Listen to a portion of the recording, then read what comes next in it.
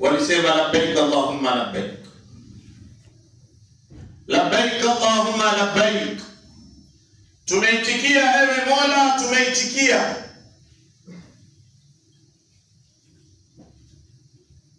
Faman ajaba yawmaidhin, basi yule ambaye kwamba alijibu mwito wa Nabii Allah Ibrahim siku hiyo kwa kusema labbaik Allahumma labbaik,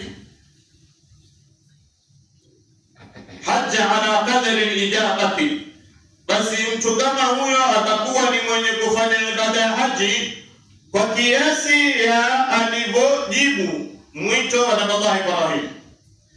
Faman ajaba, ikiwa wewe umejibu marata, ulijibu mara moja labbaik Allahumma labbaik, basi utakwenda kufanya ibada ya haji mara moja.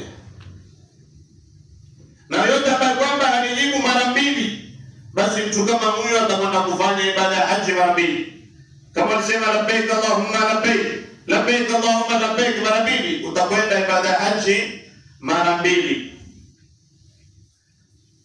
kwa kiasi ulivyojibu. Ukijiona waenda sana katika ibada ya haji, ujue wakati huo uliitikia mwito wa Nabii Ibrahim mara mbili, mara tatu, mara nne, mara tano. Kiasi ulivyojibu ndivyo kiasi utakapokwenda kufanya ibada ya haji.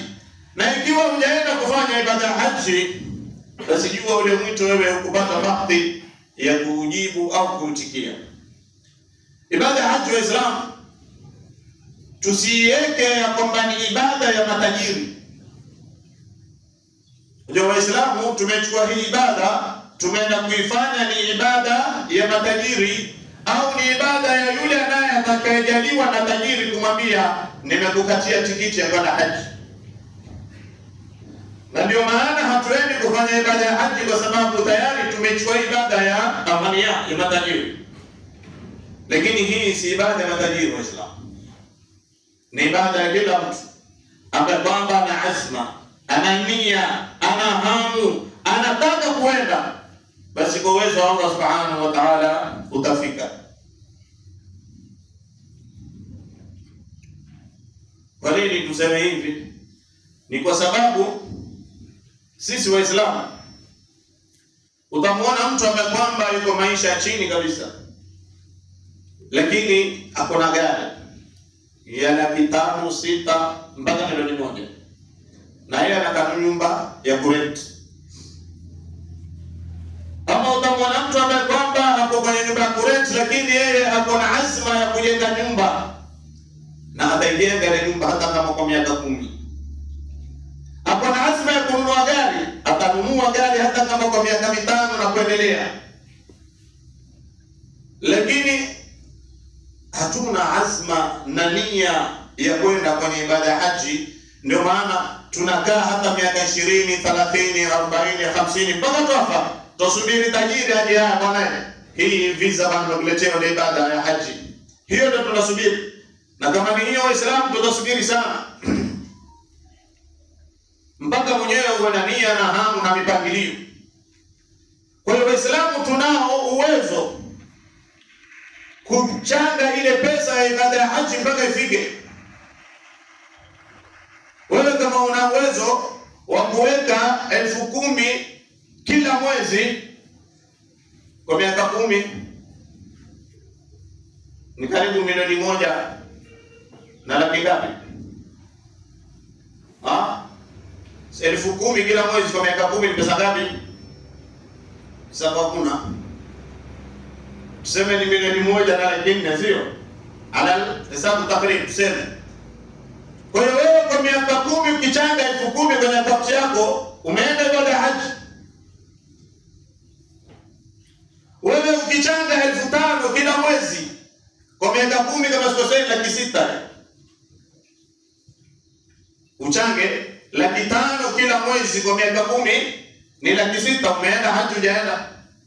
Uchange 2,500 kila mwezi kwa miaka 20, umeenda ibada ya haji hujaenda. Lakini iko kwenye akili yetu kwamba sisi tukichanga hii pesa tutafaulu kufanya ibada ya haji. Haiko kwenye akili zetu. Fikiria, nitanunua kiwanja lini?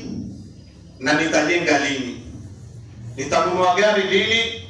Na mimi ndio ninafungua gari kitembea gala nduko na gari. Somona, yale ambayo baba ya kidunia tunataka tuyafanya. Na yale ambayo kama ni ya akhera hatuyataki, hatuyafanya.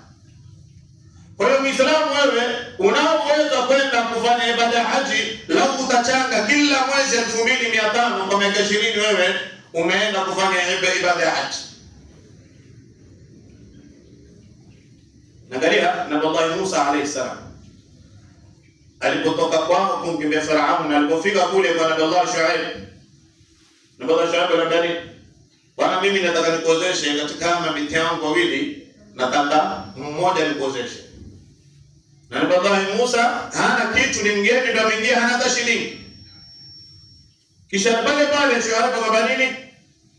"Lakini utanifanyia kazi kwa muda miaka 8. Fa in atmamtaha 10 fa min 'indi." Ikiwa utafanya miaka 10 basi hiyo ni kheri yako, lakini mimi nataka 8. Na Nabii Musa akafanya kazi miaka mingapi? Miaka 10 achangia mahari. Mimi na wewe tutachanga mahari kwa miaka mingapi? Hata mwaka mmoja hatuchangi, lakini tuamka mahari gani? Hakuna mahari gani kuja jipanga kuoa wataka mke wa bure. Wataka mke wa bure, ndio maana unasema mahari gani? Kwa hiyo ikiwa Musa alayhi salam alichanga mahari kwa miaka 10, kwa hivyo huu ni mfano. Tunaweza kuchangia ibada ya haji kwa miaka 10. Tunaweza kuchangia ibada ya haji kwa miaka 20.